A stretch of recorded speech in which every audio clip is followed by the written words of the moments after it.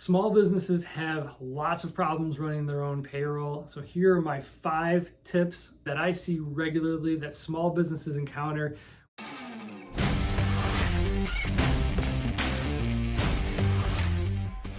So the first thing that comes up constantly is misclassifying an employee as a contractor or a contractor as an employee.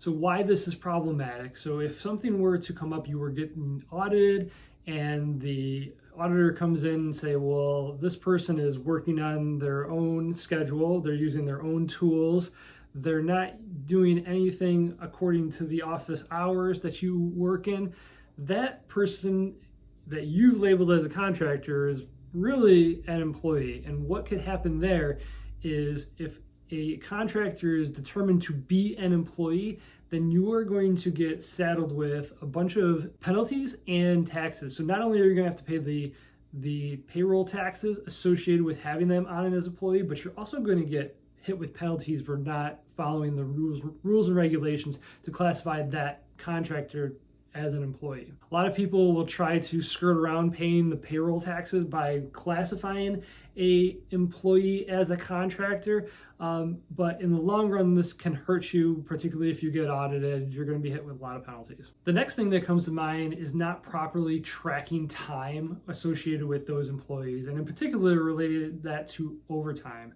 A lot of small businesses starting out and running their own payroll for the first time, they don't accurately keep track of their time for each employee and when they work, and if there is overtime associated with those hours. The other piece that happens is a lot of people try to classify an employee as a salaried person. Well, here in New York State, the rules changed over the past couple of years where now you have to prove that this person is meeting the criteria of an exempt employee or a salaried employee. So not only do they have to have a job that is qualifying them for that function, but they also have to hit a minimum salary requirement in New York State. And in 2024, I think that salary requirement is now $58,500. And so a lot of employers will try to say, okay, you're a $50,000 salaried employee, you're going to work 50, 60 hours a week. Well, you can't call that a salaried person, and particularly if they're working for you in a shop and making widgets and things like that, they qualify for overtime in that situation, and you cannot make them a salaried and make them work overtime beyond 40 hours in New York State and not pay them that overtime. So if they don't hit those minimum thresholds for job duties and salaries, you have to make sure to pay them overtime for the hours that they work over 40. And so not keeping track of those hours and misclassifying those employees into the wrong categories is another big area that small businesses make regularly related to payroll. The next one is missing deadlines. So you've got to make sure that you are paying your people according to your payroll schedule, so not just willy-nilly whenever you want to pay them. So you need to establish a specific payroll schedule and follow it to a T. Sometimes small business owners, they forget that they've got payroll and will run payroll the next day or a couple days later. And yes, this occasionally could happen for a small business, but if an employee gets mad, they can call up the state and say, that you as a business owner are not operating and not paying me for the work that I'm doing in a timely manner. And that could trigger an audit, that could trigger penalties, a lot of things that you don't want to do. The other thing that you've got to be very mindful of is payroll tax filing deadlines. So if you're not using a payroll software like Gusto Payroll, which I absolutely love, another video that I'll link to in the show notes, if you're not using a payroll software to process your payroll and you're trying to do it manually, you're crazy, first of all, number one. But number two, you've got to be mindful of the payment deadlines that are associated with not only New York State, but also the IRS. So typically most employers are a monthly filer based on their size for the IRS. So that means that they can pay their taxes by the 15th of the following month. But also with New York State, you are typically only paying those taxes on a quarterly basis. So following the end of the quarter, we pay all of the taxes for the prior quarter. What happens is if you're trying to do this manually, the taxes are not being remitted every single pay period if you're doing it manually. So you need to keep that money in a savings account, make it readily available for when you do need to pay those taxes. And if you don't pay them based on the schedule that you are designated, again, you will be hit with penalties, and that's something that you will get into trouble with very quickly. Making sure you're using a payroll software like Gusto Payroll is going to ensure that those taxes are withheld every single pay period. And so they're remitted to the IRS and to New York State according to the exact schedules. If there's ever a problem that a tax payment never gets there, it's not going to be on you as the business owner, it's going to be on the payroll software company. So I highly recommend investigating, looking into a payroll platform. Gusto is my #1 recommendation. The other thing that small business owners get themselves into trouble with when doing their own payroll is not budgeting enough for those payroll related costs. So the first thing that they automatically assume is I'm paying somebody $20 an hour to do this work.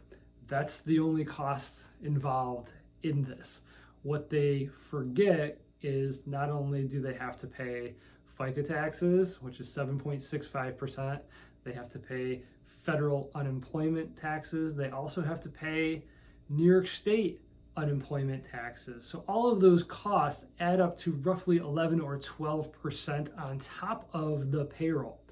In addition, they don't realize that they also have to make sure that they're carrying workers' comp insurance for all of their employees and in New York State, a disability policy to cover their employees as well. On top of that, you have your payroll processing fee, right? So all of these things add to the cost of payroll. And when budgeting for a small business, a lot of people tend to forget about all those other costs.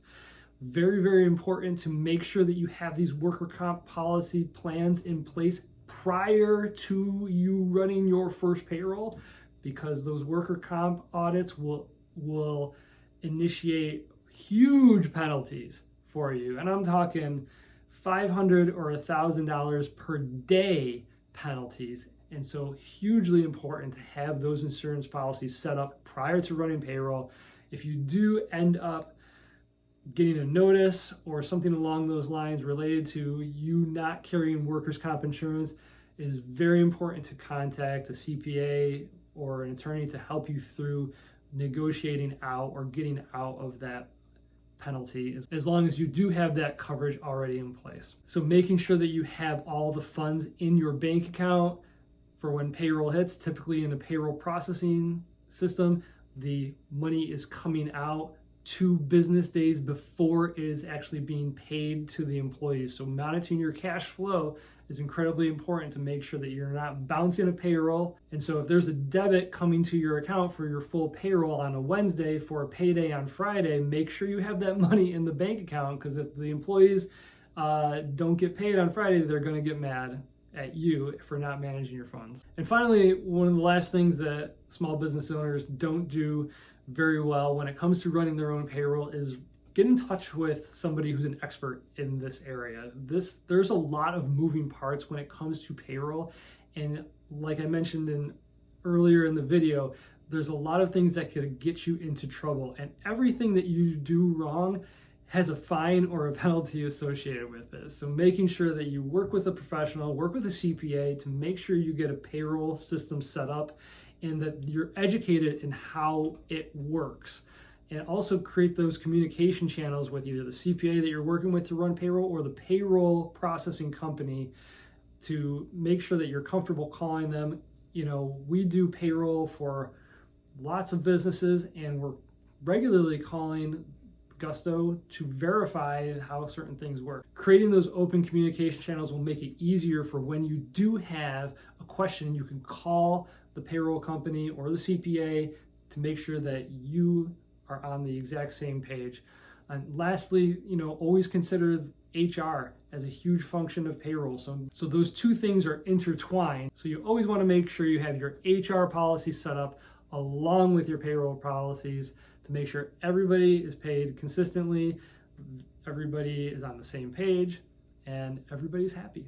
If you've had any questions or problems running payroll for your small business, leave me a comment below. I'd love to hear about it.